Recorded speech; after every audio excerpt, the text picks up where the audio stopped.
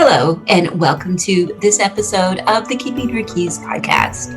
In this episode, I am going to be journeying into Hecate's cave, discussing the history and mystery of returning to this primordial cave of the goddess.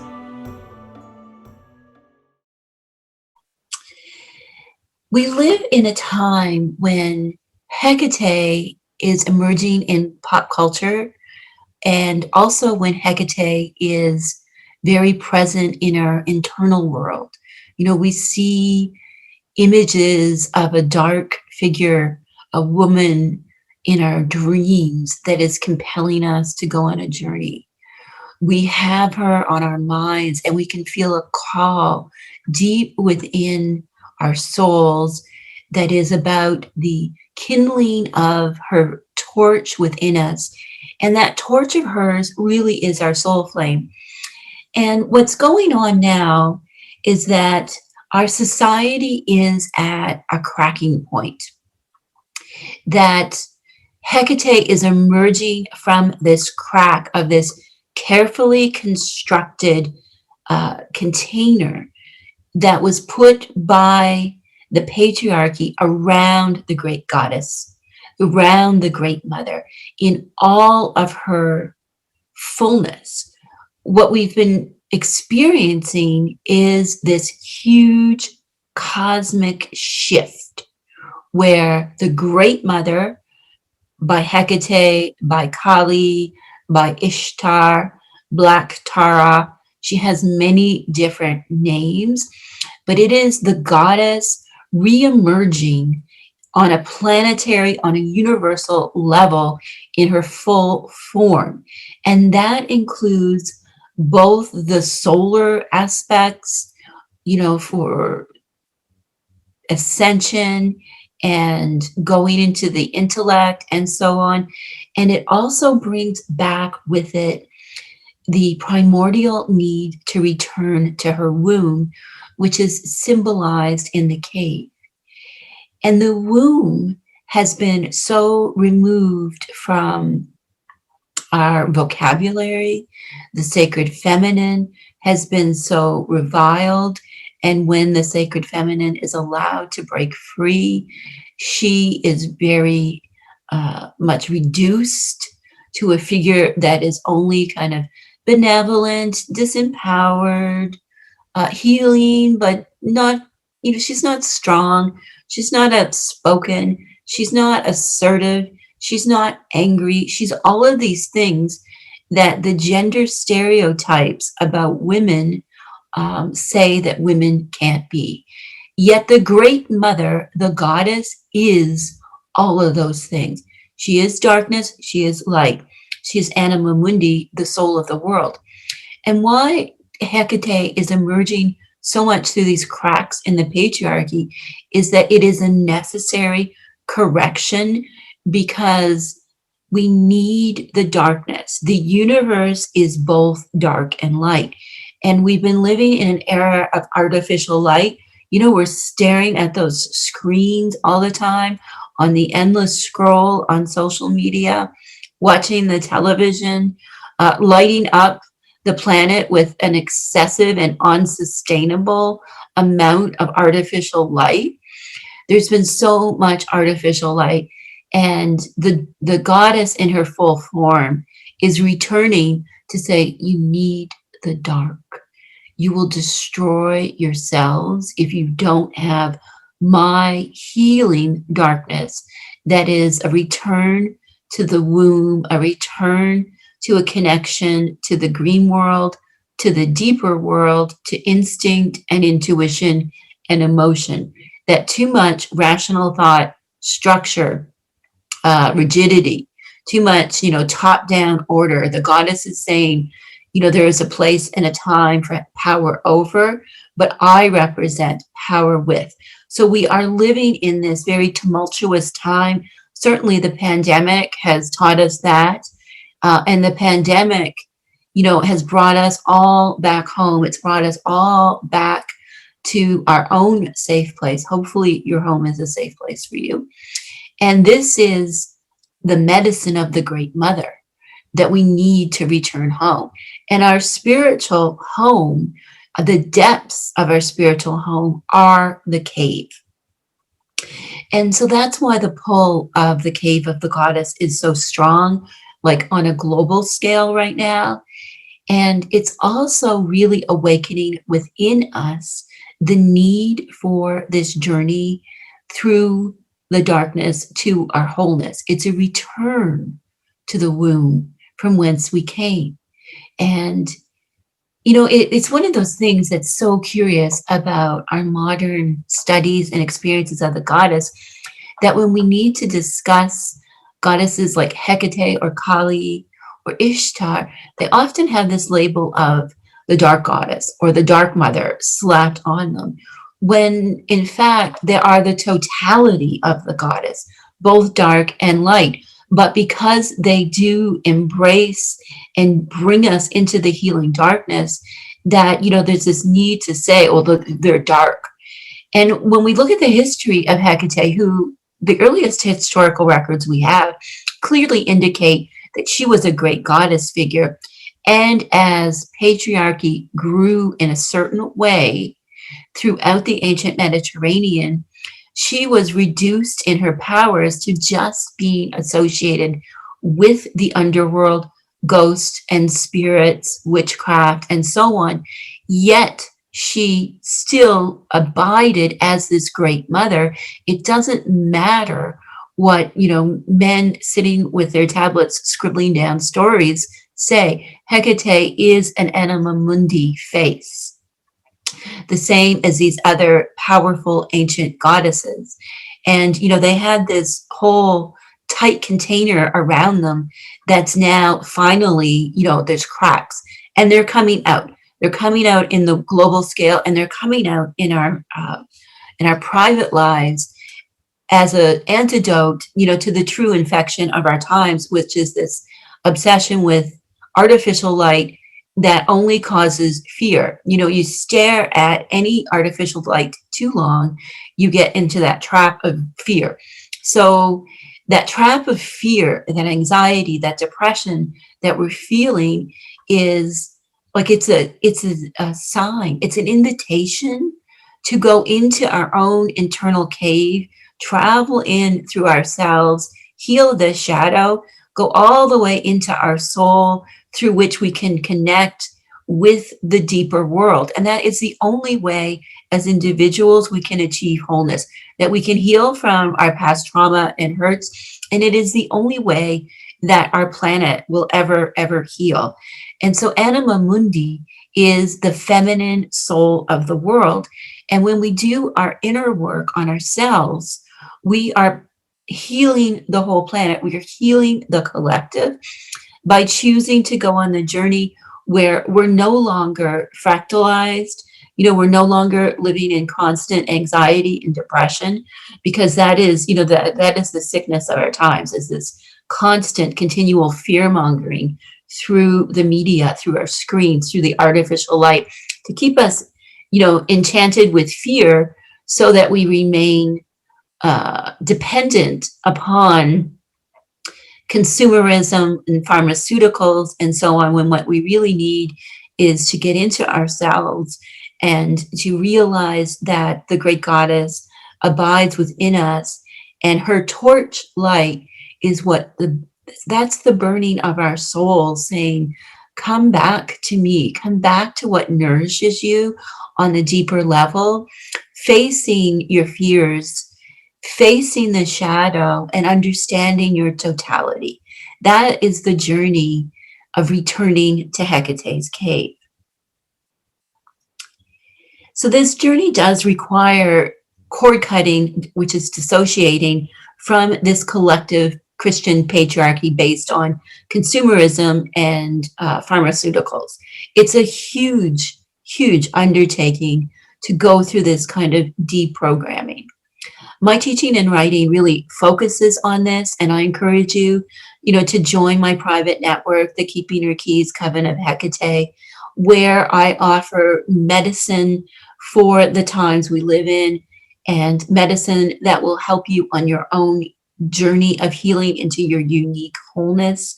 There's so much in there that is designed to support you in our safe and completely private community where there's no algorithms and no one can look and see what you're doing. And my teachings really focus on merging my 20 years plus training and experience as a psychologist with my studies and experience as a spiritual teacher with ancient wisdom, really focusing on the great mother goddess as Hekate and as Anima Mundi, the very soul of the world. So I encourage you to check out, the private network that you can get by downloading the Mighty Networks app and looking up Keeping Her Keys, or going to keepingherkeys.com/join. So what is this primordial power of the cave? Like, why do we feel something within us that is dark and welcoming and embracing? And we're intimidated by it, for sure. But it's this kind of fake fear we have of healing darkness and this belief that all darkness is bad. To the ancients, the dark and the light, the day and the night, both held their problems. There was terrors of the night for certain, but there were also so many terrors of the day. And, it has been the vilification of what is dark, the dark goddess, and so on. And we get into a big, complicated discussion about, people who are not white-skinned, obviously being lumped into that whole thing. And so part of the healing from this fixation with whiteness and lightness is this thing that you're feeling in your belly. And you feel it in your belly, you feel it in your root, because that is the part of our body that is connected to the underworld and the cave. And it is about the belly, the womb, that location of the body, that's the root.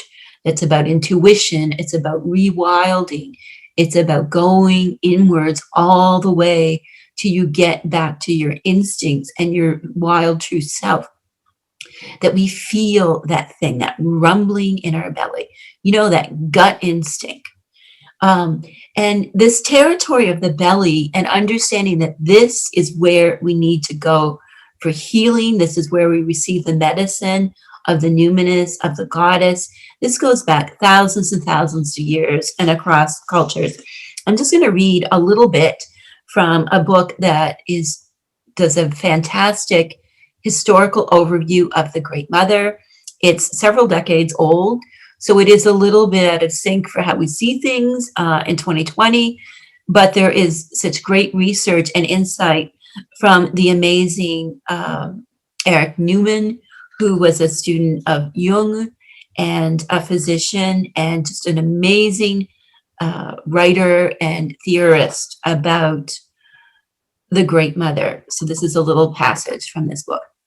We begin with the territory of the belly, which most strikingly represents the elementary containing character of the vessel. To it belongs the womb as symbol to the entrance into this region. The lower level of this belly zone is the underworld that is contained in the belly or the womb of the earth.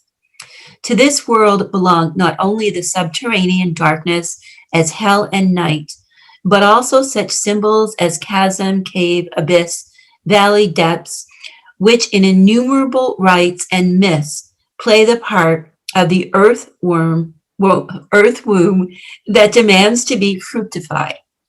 The cave, in its relation to the mountain that unites the character of the vessel, belly and earth, also belongs to the dark territory of the underworld. Rock and stone has the same significance as mountain and earth.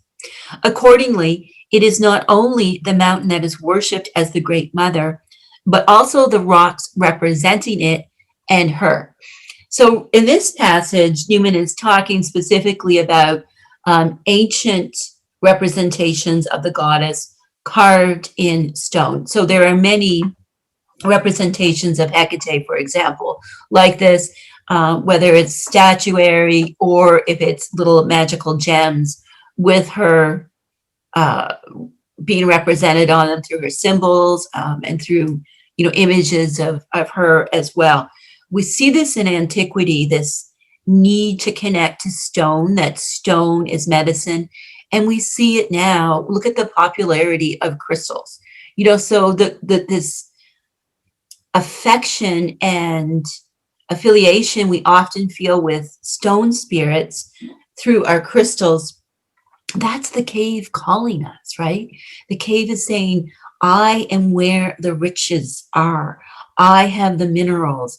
And that is symbolic of our own journey back into ourselves, deep into ourselves, past the thinking mind, even down through the active heart and into that intuitive, deepest stretch of ourselves, way down into our belly. And the cave is not the whole totality of the underworld. The cave is the womb, it's the sacred chamber where the feminine abides, where the healing abides. And, returning to Hecate's cave is not merely about women healing, because the masculine in our society needs to heal as well. And so this cave is open for all. The cave of the goddess is both birthing room and crypt. And we see this in Hecate's ancient epithets as Aletheia, associated with there was a separate goddess known as Aletheia, but it's an epithet of Hekate and Artemis and others as well that indicates the archetype of the midwife, she who brings life into the world. And then there are many epithets, which are ancient titles of Hekate and other goddesses, that are associated with bringing death, such as Anassa Eneroi, the death queen, which is an epithet of Persephone, and Thanatigos, which is an epithet of Hekate, that comes to us from these ancients who understood that the Great Mother was vast and encompassed all of her creation, lightness and dark, happiness and sadness, all of these things. And what we have here in a societal level is a lot of programming about not only denying the totality of the Great Mother, it's also about denying anima, the sacred feminine that lives within all of us, whatever gender we identify with.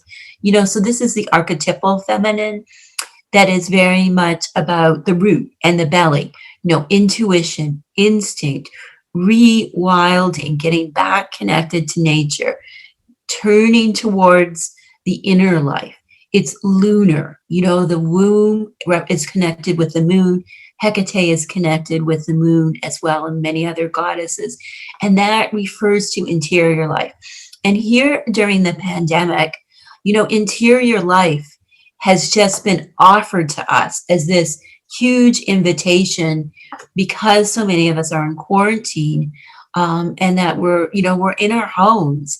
And so it's an opportunity to turn off the artificial light and go within and really explore the Great Mother figure in her totality. And I'm going to read another quote from the Great Mother because I love this one, because even though he wrote this book, I think it was over 60 years ago now, that he's talking about understanding the goddess in her totality.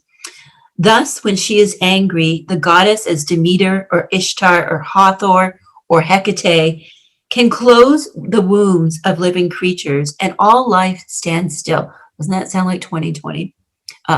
Artificial life has stood still in many ways, right? But the green world has gone on. As good mother, she is the mistress of the east gate, the gate of birth. As terrible mother, she is mistress of the west gate, the gate of death. She, the engulfing entrance to the underworld, the gate, the door, the gully, the ravine, the abyss, are symbols of the feminine earth womb.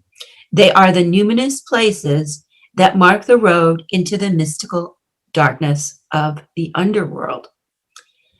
So here we are, having to socially isolate when we don't there's not a necessity to be out in the world, and what an opportunity it is for us to awaken to Hecate's cave within us. So it is a process of overcoming this great fear that we've been programmed to have of the dark, of understanding the Great Mother in her totality. And the journey into the cave really does require so much bravery. And although, it can be very intimidating, there's also a necessity. If you feel the pull to this kind of deeper healing, that you want to confront the shadow and understand what your shadow has to teach you, and then release the shadow. If you are in the place in your life where you are ready to call back the missing pieces of your soul, first of all, you have to, release the burden that you've been carrying. You have to bring death to what's been keeping you from calling back those pieces of your soul that you've been missing. And then you're ready for this rebirth in her cave, where you are born into your wholeness, where, the shadow wisdom becomes part of you, and you've released the burdens that you don't need to carry. And that this is all woven anew deep in Hecate's cave. And we see this symbolic ritual of descending down through the cave. We see it in so many places throughout historical records of ancient rites. And perhaps the most poignant one involving Hekate is the story of Persephone. So Persephone's story is that she was Kore, the maiden, the innocent maiden, who was violated by Hades, lord of the underworld. And she was very bereft. She didn't want to face her shadow. She didn't want to have that union. If we think of the Lover's card in Tarot, for example, which is sometimes about the outer union with a romantic partner, but it's oftentimes about the union of ourselves with our darkness and our light. She didn't want to face that union, that Lover's card, which in a mythic way is represented by Hades violating her. It's that abyss that opens up when we don't attend to our darkness. Our darkness will come and attack us. This psyche will have its way with us. It will keep pulling us into the abyss so that we will have this opportunity to heal into wholeness. So at this part of the myth, what we're seeing is this retelling of the union of darkness and wholeness, and also of anima with animus, the male principle with the female principle, the dark and the light. And she doesn't want any of that.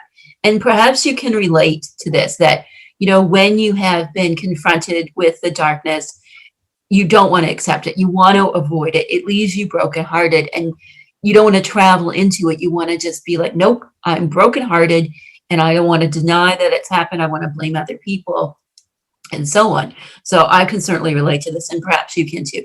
So she is bereft, and Hekate comes to her. Hekate emerges out of her cave to come to her at this point and offers her succor, and goes on in this mythic cycle to become her guardian, her guide, mediator, counselor, and so on. And Demeter, in this retelling of the Persephone myth, in the Homeric hymn to Demeter, Demeter kind of loses it. She is the aspect of Kore that's saying, I don't want any of this. I wanted to stay in the light. I want to be the outer self. I don't want to go inward into this journey of healing and, accepting and the descent. I want to just be out here. So a lot of times in the interpretation of the myth, that is what we see the difference between Persephone and Demeter. In this way, Persephone representing the inner self, the inner journey into the cave, into the underworld, and Demeter representing the solar principle, the outer self. We can see this kind of the two halves of ourselves, that we are interior and we are exterior. And then Hecate is very much the soul. She's the mediating force between our outer self and our inner self, our personas that we project out into the world and who we are inside. She's the force that weaves it together so that we ourselves become this kind of triple goddess. However we identify with gender, it is about this journey of wholeness that's demonstrated by the Persephone myth. So of course, Persephone goes on to become Anassa Eneroi, queen of the underworld, who rules over all the subterranean and, journeys back through the cave to the upper world each year in an agricultural sense, spinning the seasons, turning the wheel of time. And that Hecate is the great mediator who is making this all happen, just like that soul fire within us that's making us turn inward, that's making us creative, making us pursuing healing and so on. She's that force that's compelling us and guiding us to do the things necessary for regeneration, such as Persephone coming back up to the upper world and moving back into her exterior self in the spring and then descending again. And this reminds us that, the dark and the light are necessary. Our ascension, our expansion, the outer self and our persona are so important, but they're no more vital than the inner self and going within and doing those things that we need. That is the natural cycle. And we have really been kind of seduced into this belief that the dark is bad, that dark goddesses are scary, that Hecate is off limits and associated with, really scary things like demons and so on. When we peel back this veneer that's been placed around Hecate and all of the goddesses, we see that they are about the natural cycle, which is both creation and destruction. But fundamentally, it is an arc towards growth and regeneration. It's about being able to release our burdens to the goddess so that they are recycled and made new. We don't need to hold these burdens.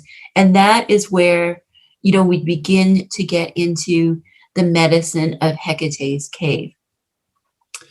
So thank you so much for listening to this episode of the Keeping Her Keys podcast.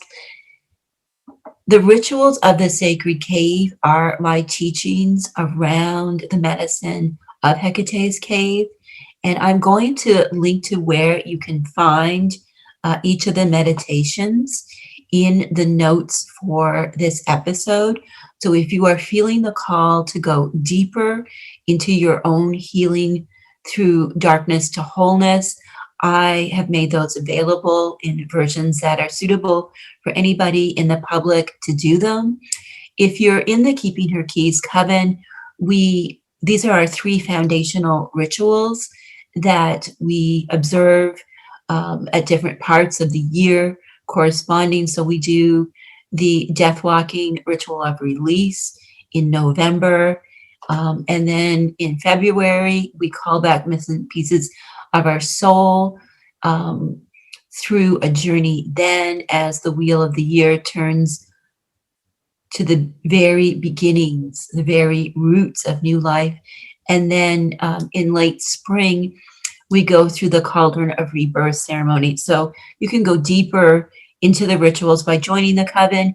And if you really want a deep journey of healing through Hecate's cave, I teach a course called Lampadia. That's a term that refers to Hecate as the torchbearer, the eternal flame that burns within, that you can take. And that course starts each November.